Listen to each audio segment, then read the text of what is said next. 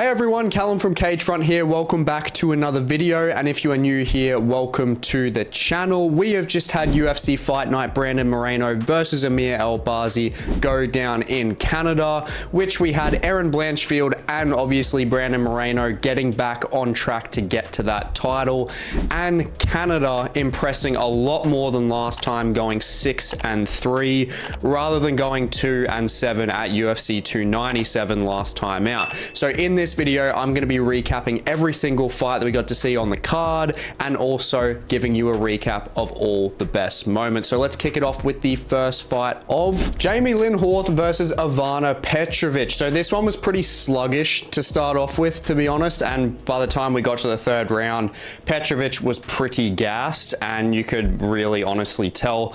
I mean, to be honest, her being able to impose her will on the ground, that's what could have won her this fight, and she did impose her will there. And I think that she actually may have won this fight. I had Jamey-Lyn Horth by a decision in my predictions, but Petrovic, 7 minutes and 45 seconds of control time. Horth just wasn't doing well through the first and second rounds, to be honest. It was coming to the third round where she was really able to start making it scrappy and then steal that round. But I still think that the 29-28 was there for Ivana Petrovic, mainly out of that control, because every time Jamey-Lyn Horth went for a body kick, which granted is her best weapon, Petrovic was doing a great job of catching it, tipping her off balance, and then taking her down. So she really just nullified Horth's game on the feet, which is better, which was obviously shown in that third round. But overall, I do think that Ivana Petrovic actually should have taken this one, but I guess that's the first win for Canada.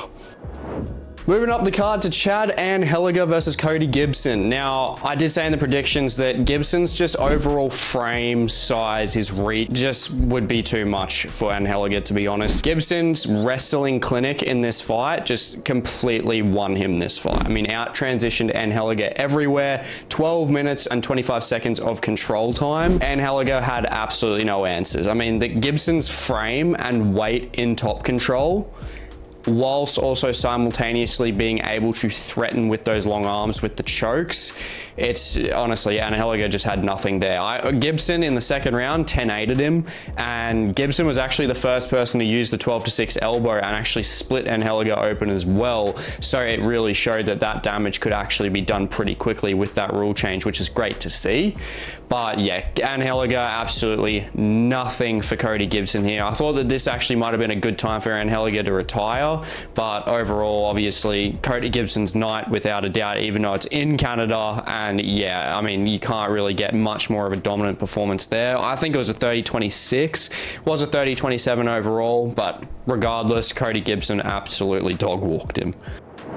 Moving up the card to a bloody frustrating one, Sidey versus Garrett Armfield. This was a bullshit decision, and you know who else can agree with me? Sidey, who won the fight, because he literally said that he did not think he won this, so credit to his honesty, but he did not win this fight. This was a 29-28 to Armfield, in the very least. I mean, this is just an instance of Canadian judges seeing that they've just had one of their male fighters absolutely get dog walked in Anheliger, and now they're looking at, okay, yeah, we need one of our guys to win. We need to think of something here. And they've somehow given him the split decision win. Armfield 100% got robbed. He had much tighter boxing, better wrestling for sure, was controlling Sidey on the ground very well. Sidey had a good second round. I mean, the guillotine attempts were there. He was using pretty decent flick jab and obviously uppercuts as well. But Armfield, with those wrestling exchanges and his ability to out-transition Sidey and escape every single one of those guillotine attempts, while also on the feet working the body and pressuring him pretty much the entire time, I just really don't know how you don't give Armfield this decision. It was at least a 29-28 there from round 1 and round 3, so it's very frustrating for him, honestly. And this isn't the only instance where we do have pretty piss poor judging, which we do have one in the main event, which we will get into. Moving up to Alexandr Romanov versus Rodrigo Nascimento. Romanov had a fantastic performance here, to be honest. Nascimento way too complacent for the whole 15-minute fight. I mean, Romanov just completely took over from the first round, obviously got the takedown. He got 4 takedowns just in the first round, 4.5 minutes of control time, and then moving into the second round where he's supposed to gas, he did not. He literally didn't even gas in the third round, so his stamina has improved very well, which credit to him. But Nascimento was getting outstruck on the feet. Nascimento's the more natural, cleaner boxer, and Romanov was not only landing the cleaner shots, but he was faster than Nascimento as well. And he bloodied him up by the time it was the third round. And I think that's obviously with Nascimento being worried about the takedown attempts and that yada yada yada, but Romanov beat him on the feet, beat him on the ground, beat him everywhere, and there was just no urgency from Nascimento in this fight. So a fantastic win for Romanov, and hopefully he can now fight someone in the top 10 after a good performance like that. Moving up the card to Jack Shaw versus Youssef Zalal. Now, Shaw, he actually got the first legal knee to a grounded opponent in the UFC with the rule change, so we'll give him that.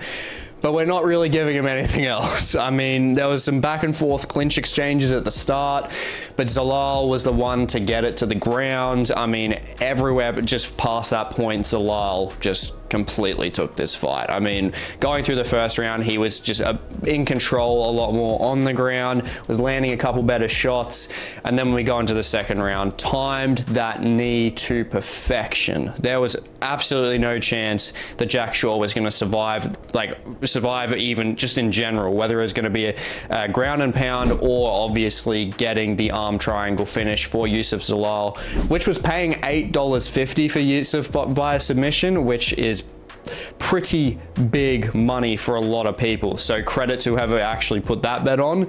But yeah, Youssef Zalal, honestly, this guy 3-0 coming back from his obviously previous UFC stint now. He is looking incredible and a great win for him here. Moving up the card to Charles Jourdain versus Victor Henry. Now, Charles Jourdain honestly looked very, very good from the opening bell, to be honest. Very nice leg kicks, very good foot sweeps as well, just really mixing up his game. And he's looking pretty quick on the feet too at bantamweight. Didn't look drawn out at all, which I was going to be a bit concerned about. And honestly, the fact that he's just been able to get Victor Henry out of there is very impressive. Henry was landing some pretty decent shots in the first round, giving Jourdain a bit of trouble because Henry is just tricky to a certain extent everywhere. Every part of his game is tricky. But Charles Jourdain getting that modified power guillotine in there in that second round, there was just no chance that Henry was going to get out of that. Jourdain just adjusted perfectly. Henry had absolutely nowhere to go and is now the first person to finish Victor Henry in his whole entire career. So amazing comeback win from that Gene Silva demolition for Charles Jourdain. So honestly, yeah, just overall great win for him in his new division. Moving up the card to Aiemann Zahabi versus Pedro Munhoz for the feature prelim fight. Zahabi, he was just really running around with this fight, to be honest. This is what I've said. I even said it when it comes to the Basharat fight that he won, when he was like a 6-1 underdog. His striking is honestly some of the best in that division. His boxing specifically is some of the best in that division. He looks fantastic. I mean, his ability to just pressure and then also move his head back in a linear fashion and obviously laterally as well, just to avoid all of Munhoz's bursts. Zahabi was just looking so good pretty much the whole entire time, and also flicking the kicks off the end of his boxing combinations, which caught Munhoz pretty good. But of course, as we know, Munhoz, the guy has a chin of steel, so he wasn't getting taken out here. But the jabs were the problem. The jabs were really piling up on Munhoz through the second round.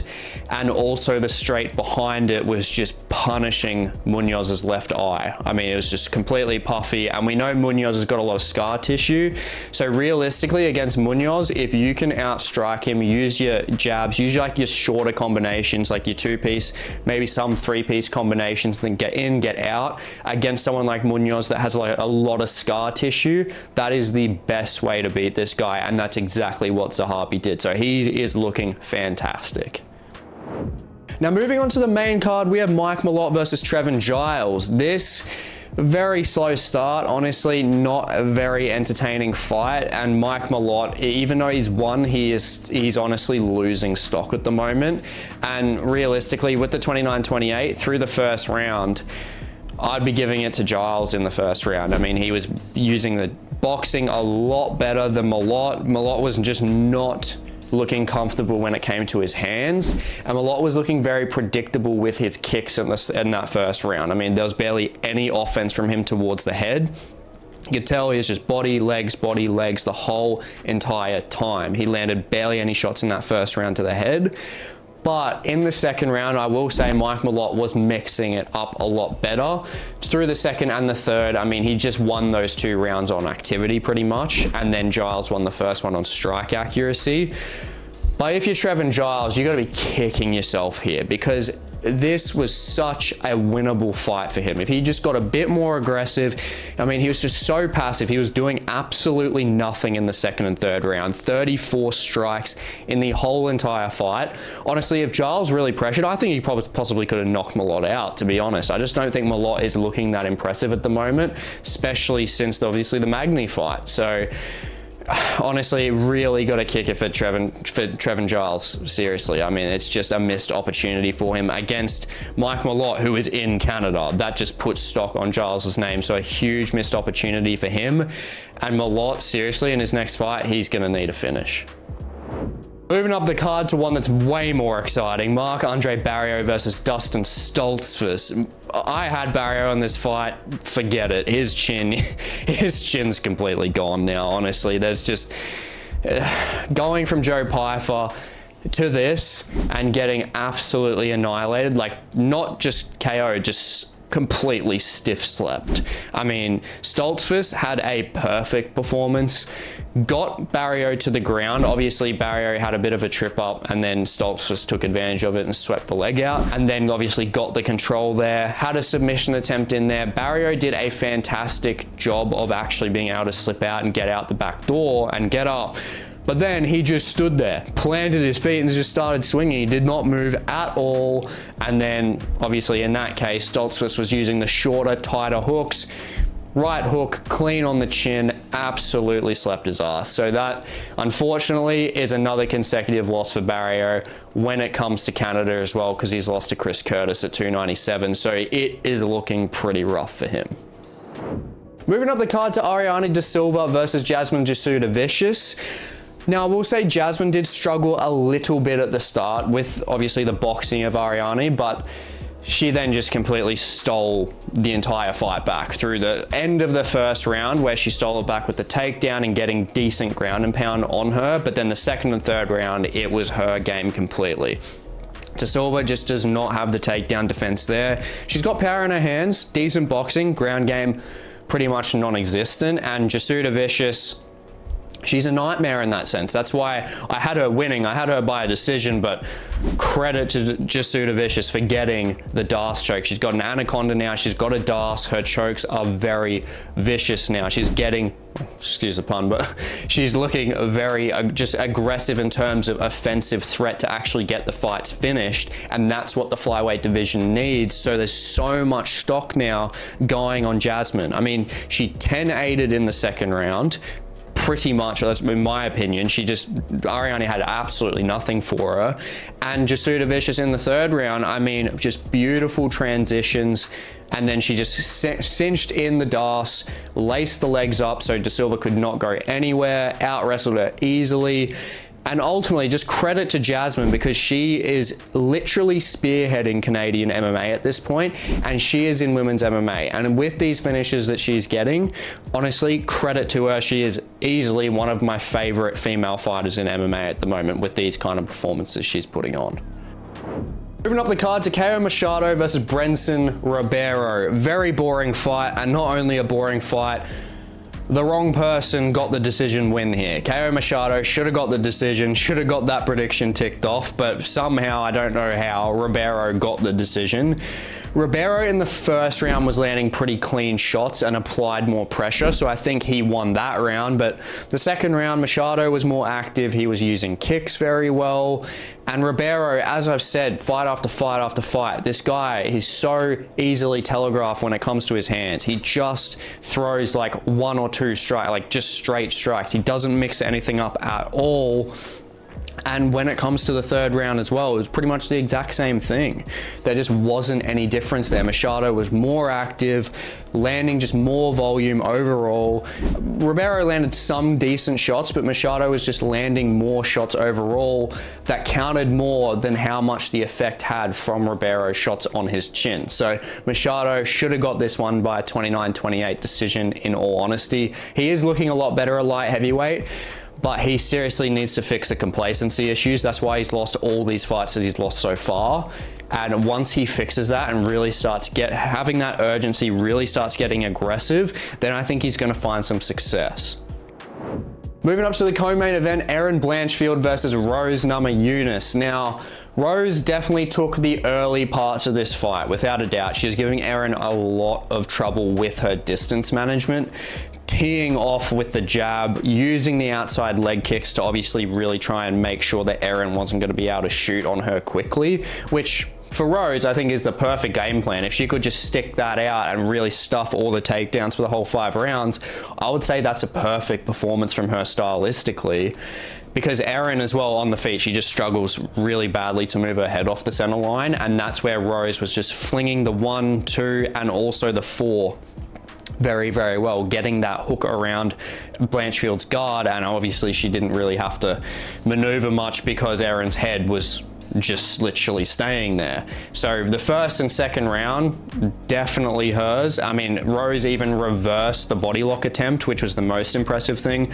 Erin came in, body lock attempt to try and get her down, completely reversed it and took Erin down, which is not something that we usually see at all, Erin getting taken down herself.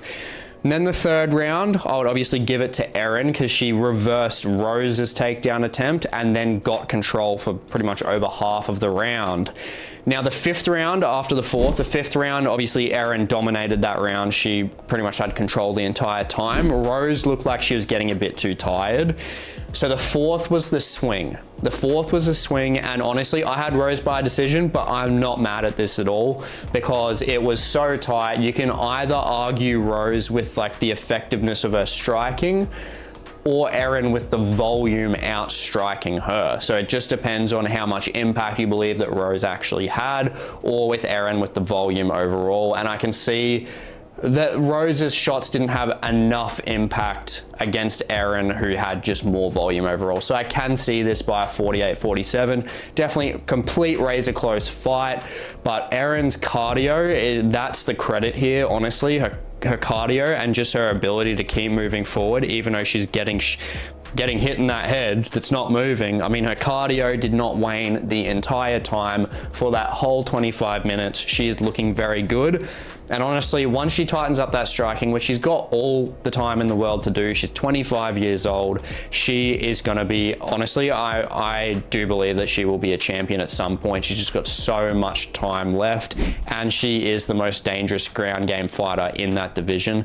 Now, obviously the call out, Erin versus Alexa Grasso. I think we need to book that as soon as possible, because that gives Erin more of a test against a striker, like an actual boxer with more power.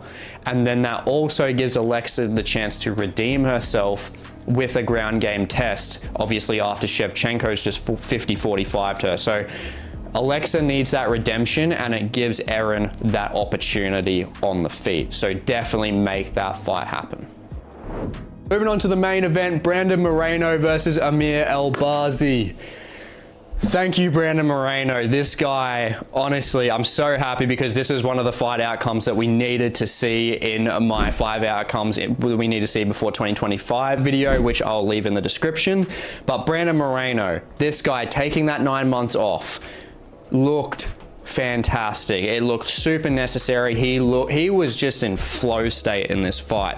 He looked incredible. I mean, the first round was a little bit slow. Obviously, they're both getting their reads. Albazi, credit to him. In all honesty, I'm not a big fan of him, but credit to him.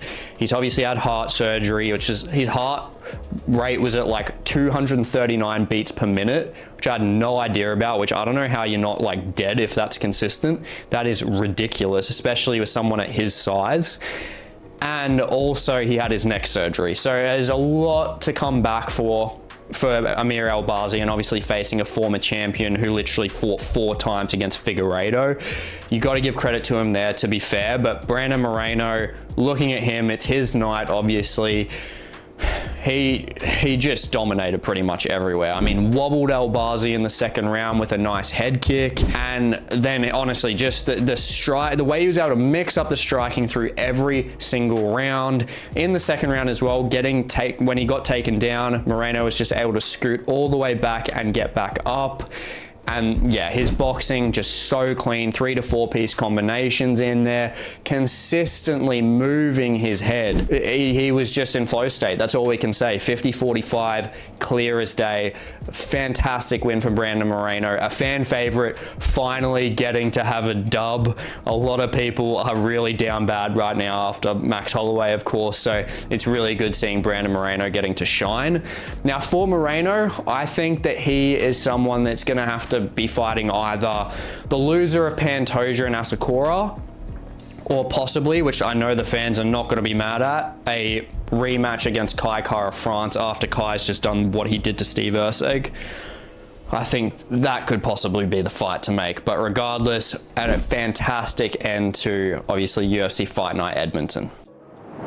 Now moving on to the Fight Card Awards, kicking it off with the fighter to watch, gotta give it to Youssef Zalal. This guy, honestly, coming back into the UFC, breath of fresh air. I mean, he's one of the guys that has not been finished in featherweight. He is very hard to finish.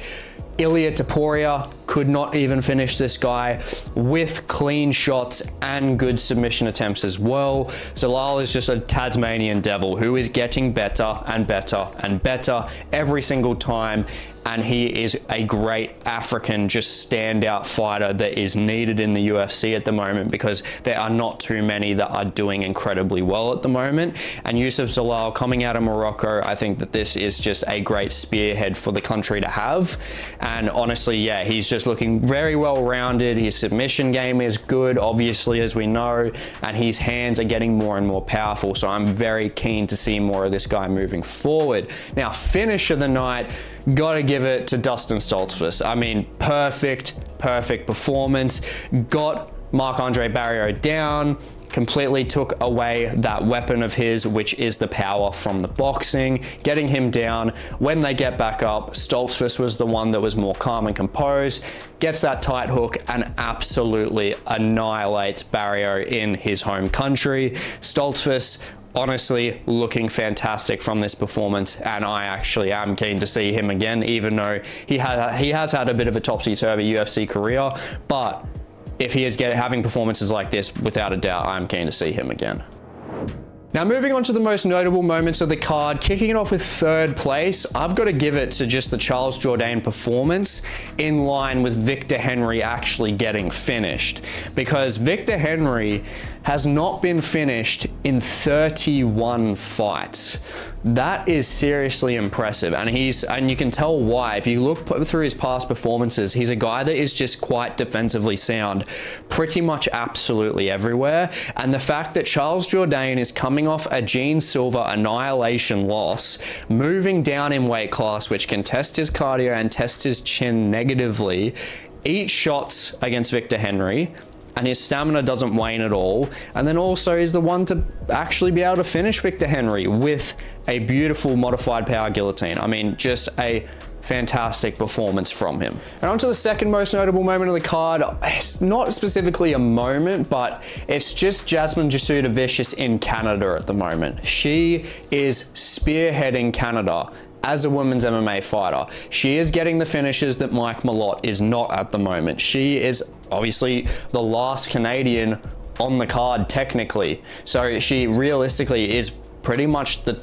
head of Canada at the moment. And I can see why, and I have absolutely no issue with it. She is very entertaining. She's can be sometimes controversial on the mic, which is good, and she's obviously got that wrestling threat. Her boxing needs a bit of work. Wrestling threat is very good, but also she's not just a lay and pray fighter anymore. She's literally getting these finishes. She's getting the anacondas. She's getting the Darce chokes. She's beating the shit out of Priscilla Cachoeira, getting like the most ground and pound strikes out of, I believe it's the whole of women's MMA, or it's like even some men's divisions as well. It's a ridiculous stat. It could even be the most ground and pound shots in a single fight. I'm not entirely sure on that one, but it's an incredible stat regardless, and honestly, credit to her. And even for women's MMA, I am happy that someone like Jasmine Jasudavicius is really spearheading her country. And moving on to number one, the assassin baby, Brandon Moreno, coming back strong, hopefully getting back to a title shot, because we need this guy back. He is so entertaining. His striking is fantastic. I mean, he was showboating in this fight against Amir Albazi, who has never been finished before, who has looked like an absolute beast up until Kai Kara France, of course, which was controversial, but nevertheless, Amir Albazi is a seriously good fighter, and Brandon Moreno has just showcased amazing striking, amazing head movement, being able to stuff the takedowns against a guy that strong as well, one of the strongest in flyweight without a doubt. Moreno is absolutely cooking now, and let's hope that he is here to stay. I hope you enjoyed today's recap video, and if you haven't already, check out my new ranking video on when every single undefeated UFC fighter will lose their zero. It's a tier list video that I've just got on the screen right now, and thank you for watching. Please like, comment, and subscribe, and I will catch you in the next one.